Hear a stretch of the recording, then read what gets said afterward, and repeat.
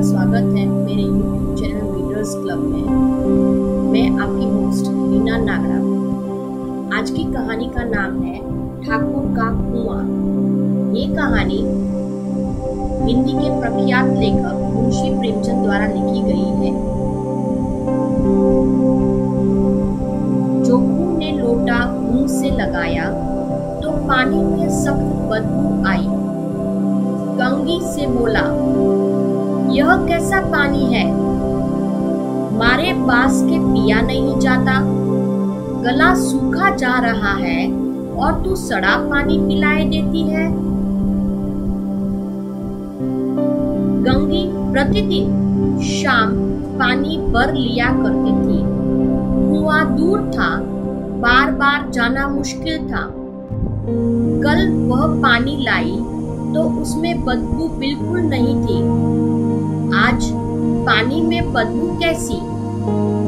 लोटा नाक से लगाया तो सचमुच बदबू थी।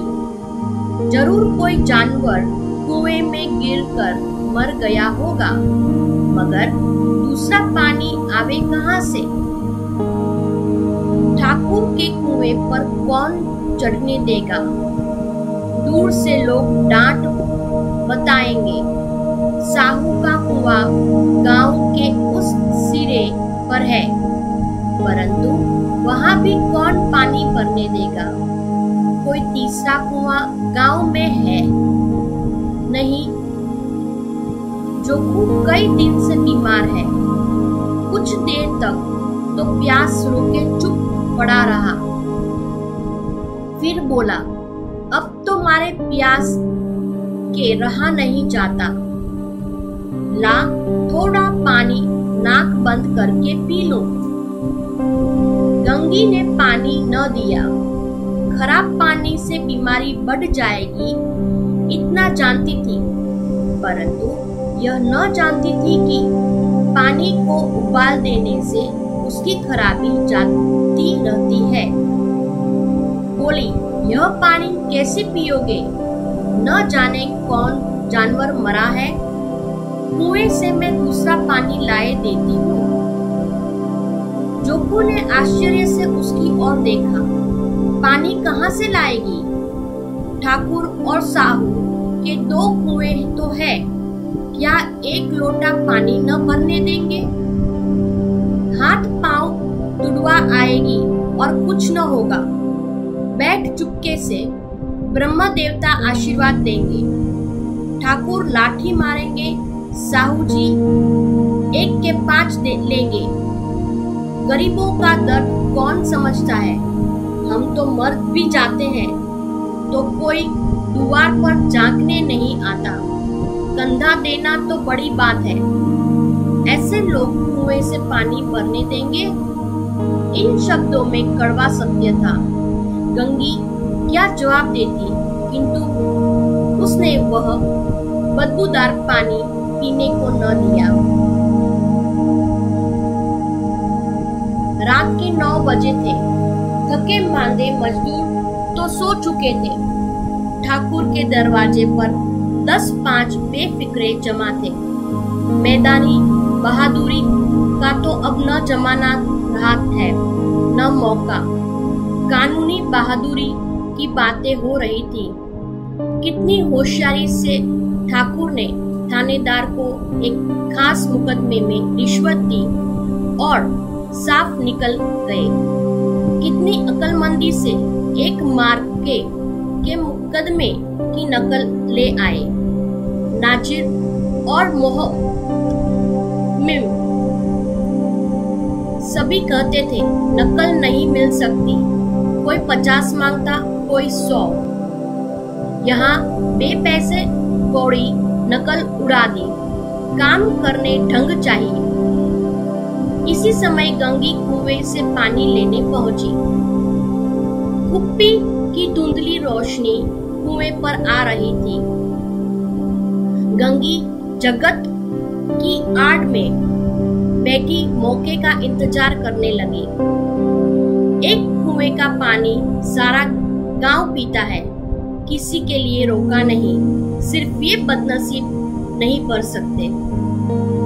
गंगी का विद्रोही दिल रिवाजी पाबंदियों और मजबूरियों पर चोटें करने लगा। हम क्यों नीच हैं और ये लोग क्यों ऊंच हैं? इसलिए कि ये लोग गले में तागा डाल देते हैं। यहाँ तो जितने हैं एक से एक छठे हैं। चोरी ये कर ले, जाल फरेब ये करे, झूठे मुकदमे ये करे।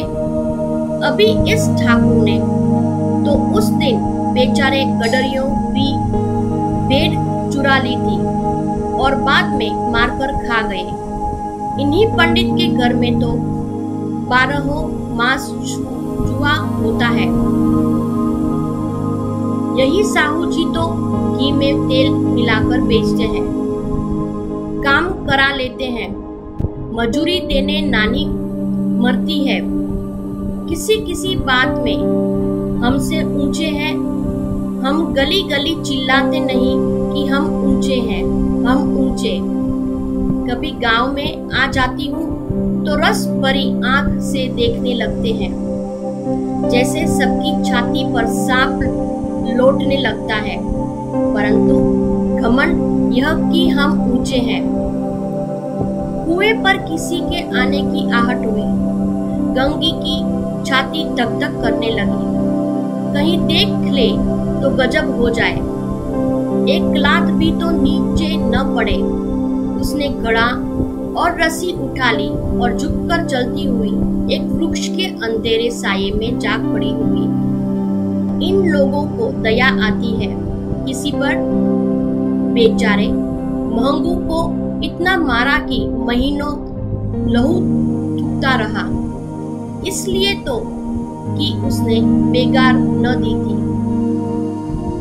इस पर ये लोग ऊंचे बनते हैं। कुएं पर स्त्रियां पानी भरने आई थी। इनमें बात हो रही थी। खाना खाने चले और हुक्म हुआ कि ताजा पानी भर लाओ। घड़े के लिए पैसे नहीं हैं। हम लोगों को आराम से बैठे देखकर जैसे मर्दों को जलन होती है। हाँ, यह तो न हुआ कि कलसियां उठाकर भर लाते।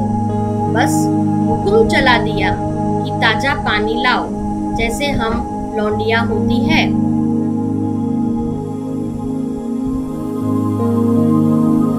लौंडिया नहीं तो और क्या हो तुम? रोटी कपड़ा नहीं पाती, 10-5 रुपये भी छिन झपट कर ले ही लेती हो। और लौंडिया कैसी होती है? मत लग जाओ दीदी, छिन भर आराम करने को जी तरस कर रह जाता है। इतना काम किसी दूसरे के घर कर देती तो इससे कहीं आराम से रहती। ऊपर से वह एहसान मानता, यहाँ काम करते करते मर जाओ। पर किसी का मुंह ही सीधा नहीं होता। दोनों पानी भरकर चली गई तो गंगी वृक्ष की छाया से निकली और कुएं की जगत से के पास आई। बेफिक्रे चले गए थे। ठाकुर भी दरवाजा बंद कर अंदर आंगन में सोने जा रहे थे। गंगी ने क्षणिक सुख की सांस ली। किसी तरह मैदान तो साफ हुआ। अमृत चुरा लाने के लिए जो राजकुमार किसी जमाने में गया था, वह भी शायद इतनी सावधानी के साथ और समझ बूझकर नहीं गया हो। गंगी दबे पांव कुएं की जगत पर चढ़ी। विजय का ऐसा अनुभव उसे पहले कभी न हुआ था। उसने रस्सी का फंदा घड़े में डाला, दाएं बाएं चौकन्नी दृष्टि से देखा, जैसे कोई सिपाही रात को शत्रु से किले में सुराग कर रहा हो। अगर इस समय वह पकड़ ली गई तो फिर उसके लिए माफी या रियायत की रत्ती भर उम्मीद नहीं। अंत में देवताओं को याद करके उसने कलेजा मजबूत किया और घड़ा कुएं में डाल दिया। घड़े ने पानी में गोता लगाया, बहुत ही आहिस्ता, जरा भी आवाज न हुई। गंगी ने 2-4 हाथ जल्दी जल्दी मारे। घड़ा कुएं के मुंह तक जा पहुंचा। कोई बड़ा शहजोर पहलवान भी इतना तेजी से न खींच सकता था। गंगी झुकी की घड़े को पकड़कर जगत पर रखे कि एकाएक ठाकुर साहब का दरवाजा खुल गया। शेर का मुंह इसके अधिक भयानक न होगा। गंगी के हाथ से रस्सी छूट गई। रस्सी के साथ घड़ा धड़ाम से पानी में गिरा और कई क्षण तक पानी में हिलकोरे की आवाजें सुनाई देती रही। ठाकुर कौन है, कौन है, पुकारते हुए कुएं की तरफ आ रहे थे और गंगी जगत से कूदकर भागी जा रही थी।